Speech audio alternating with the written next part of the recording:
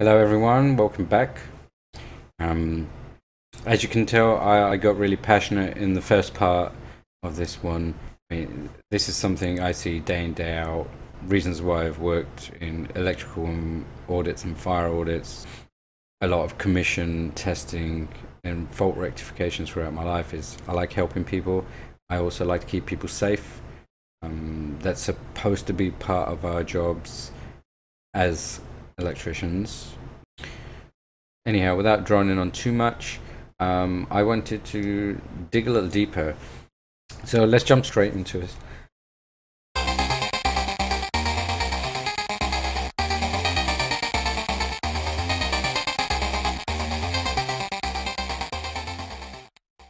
Let's jump straight into this. So here's one that you can't see quite clearly, but first of all, someone's done a lot of additions to this. This is an external meter board and switchboard. So the additions that have happened due to the stress that it causes to the system, and the breakers don't break fast enough. Over time it's caused heat, and you can see the live cable here, all the insulation has burnt off. This is something I came to, and we did rectify this. We stripped out all the circuits causing the problem. Anything with this old black rubber crap, we stripped it out, replaced it. So that was that. Here's another one that, as a consumer, you could probably smell this, right? You could definitely smell this. Very pungent smell without taking the cover off. But once you take the cover off, you can see the bottom left terminal. Due to the additional loads been added by electricians without any testing, it's just caused the cable to start melting. Here's the back of that terminal, and as you can see there, it's starting to melt further back. Other cables have really degraded. That's another story. Most of that is wear and tear, and again additions to circuits. So this one here, as you can see, this is a baton holder that's been pulled down to find out what was going on, and the insulation itself has become brittle. This has happened for two reasons.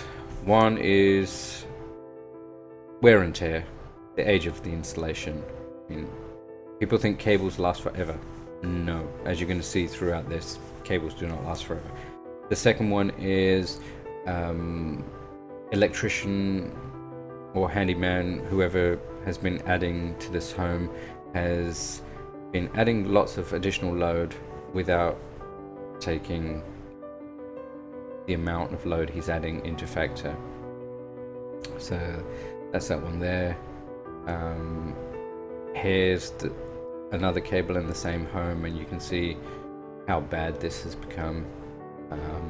The corrosion on the cable we don't have to worry about too much, that can be cleaned up, but the insulation itself, yeah, it's a big failure. This is another one in the same home, and yeah, can you tell which one's live and which one's neutral? I mean, one's supposed to be red, one's supposed to be black, and as we can see, both look black because they're just char grilled. This is another job entirely. So what they've done here is they've used two different size cables. So the supply coming into the switch is quite high, and then the output, the gauge of cable, is smaller, so that's caused this switch to completely burn out and start melting. Something like this you probably smell, but you probably wouldn't know. This one's absolutely amazing. Right, so you can see this big hole in the middle here. That's where the front of the plate is actually burnt straight through. Somebody had apparently rectified this circuit prior. So basically what the previous electrician had done was he had been called out for power that had gone off, and instead of investigating, rectifying, or making safe, he just turned the breaker back on and left. When I turned up, I was quite horrified. I had to dismantle the system, correct this, and it didn't take very long. It took about 20 minutes to correct this and put it back, test it afterwards. Everything was fine, and went on from there. When I talked about in a previous video about things yellowing or browning off, this is what I was talking about. So what we have here is results of one, the wrong type of lamp used. The lamp was exceeding the power rating of this fitting, so that's one. Two is age. This fitting had been up a very long time, so that's that one. This here is a wonderful example of lack of maintenance. Now you can see the main 230-240 cable is pretty much destroyed from heat, and the ballast itself, this little barbecue has begun here, and every other cable in here for the rest of the loom is destroyed. So yeah, this should have been replaced many years ago. It was just overlooked. It was on a maintenance contract, in a public building, no less. This one here is a prime example of people just trying to buy cheap fittings. So what we have, there's a reason I took a picture of this one, was it states clearly risk of fire, requires clearance from the structural members and building elements. So this fitting here is not supposed to be abutted to anything. You can see a timber right here. There was a smell of burning, and some of the other fittings I took down, we had to rectify and rewire because the cables had char grilled. Also the fitting had destroyed, began to start singeing the insulation and some of the ceiling. So yeah, they when installing these, if they were going to go on the cheap side, they should have done one of two things. Either they should have bought a fitting that could be fitted with insulation running over it and abutted, or they could have just cleared out insulation all around the fitting and cut a hole in a different place to mount this one. It's as simple as that. Okay? And this is just, again, examples of a lazy person installing this. Just it obviously states all they care about is money, not life. Here's another interesting one. Got called to a house that had multiple problems. Someone had previously gone there and they said the place had been rewired. The client themselves said the place had been rewired recently, but they're still having problems of power fluctuating and things turning on and off.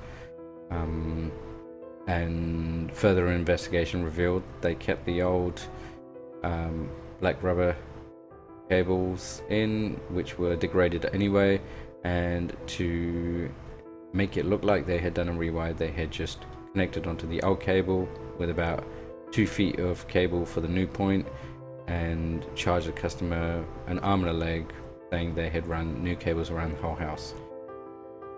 Quite frankly, this is a piss take, and this really irks me. More than irks me, this vexes me, because this is what gives a lot of electricians a bad name. We did strip it all out and rectified the whole thing. Yeah, is what it is. We tested out, everything was perfect afterwards. So there you have it. These are things that you might not see, but now hopefully it gives you a slight indication of why you should get somebody that you can trust into your place to either carry out new wiring or rectify any faults that you have, and to maybe talk to you and explain to you why things are the way they are.